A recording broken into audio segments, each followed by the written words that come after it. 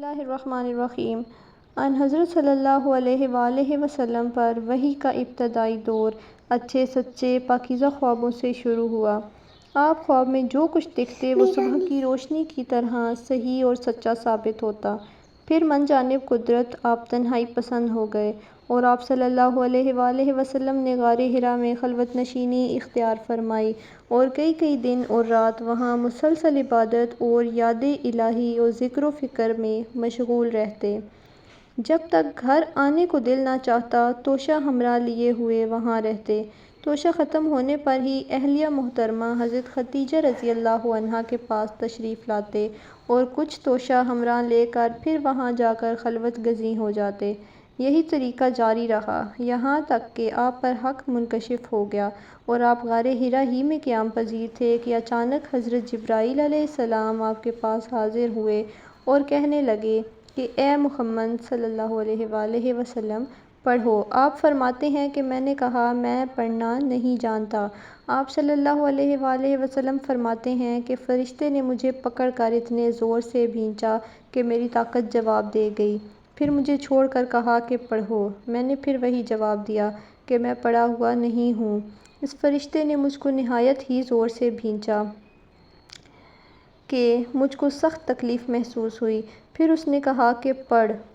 میں نے کہا کہ میں پڑھا ہوا نہیں ہوں۔ فرشتے نے تیسری بار پھر مجھ کو پکڑا اور تیسری مرتبہ پھر مجھ کو بھینچا، پھر مجھے چھوڑ دیا اور کہنے لگا کہ پڑھو اپنے رب کے نام کی مدد سے جس نے پیدا کیا اور انسان کو خون کی پھٹکی سے بنایا، پڑھو اور آپ کا رب بہت ہی مہربانیاں کرنے والا ہے۔ بس یہی آیتیں آپ حضرت جبرائیل علیہ السلام سے سن کر اس حال میں غار حرا سے واپس ہوئے کہ آپ کا دل اس انوکھے واقعہ سے کانپ رہا تھا۔ آپ حضرت ختیجہ کے ہاں تشریف لائے اور فرمایا کہ مجھے کمبل اڑا دو۔ لوگوں نے آپ کو کمبل اڑا دیا۔ جب آپ کا ڈر جاتا رہا تو آپ نے اپنی زوجہ محترمہ حضرت ختیجہ رضی اللہ عنہا کو تفصیل کے ساتھ یہ واقعہ سنایا اور فرمانے لگے کہ مجھ کو اب اپنی جان کا خوف ہو گیا ہے۔ آپ کی اہلیہ محترمہ حضرت ختیجہ رضی اللہ عنہا نے آپ کی ڈھارس بندھائی اور کہا کہ آپ کا خیال صحیح نہیں ہے، خدا کی قسم آپ کو اللہ کبھی رسوا نہیں کرے گا۔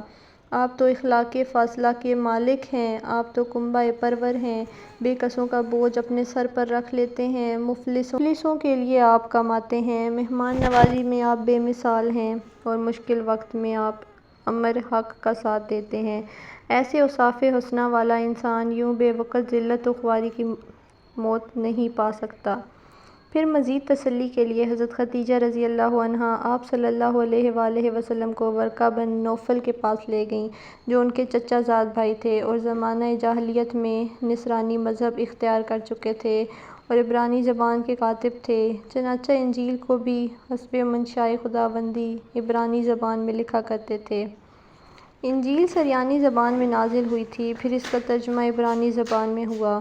ورقہ اسی کو لکھتے تھے۔ وہ بہت بوڑھے ہو گئے تھے، یہاں تک کہ ان کی بینائی بھی رخصت ہو چکی تھی۔ حضرت ختیجہ رضی اللہ عنہا نے ان کے سامنے آپ کے حالات بیان کیے اور کہا کہ اے چچا زاد بھائی، اپنے بھتیجے کی زبانی ذرا ان کی کیفیت سن لیجیے۔ وہ بولے کہ بھتیجے آپ نے جو کچھ دیکھا ہے اس کی تفصیل سناؤ۔ چنانچہ آپ صلی اللہ علیہ وآلہ وسلم نے از اول تا آخر پورا واقعہ سنایا، جسے سن کر ورقہ بے اختیار ہو کر بول اٹھے کہ یہ تو وہی ناموس یعنی معزز رازدان فرشتہ ہے جسے اللہ نے حضرت موسیٰ علیہ السلام پر وحی دے کر بھیجا تھا۔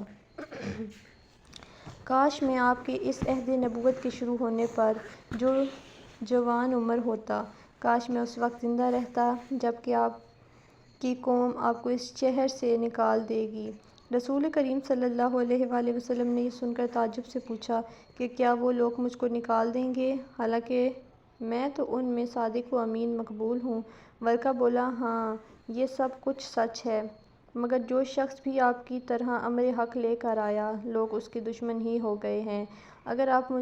اگر مجھے آپ کی نبوت کا وہ زمانہ مل جائے تو میں آپ کی پوری مدد کروں گا۔ مگر ورقہ کچھ دنوں کے بعد انتقال کر گئے، پھر کچھ عرصے تک وحی کی آمد موقوف رہی۔ جزاک اللہ۔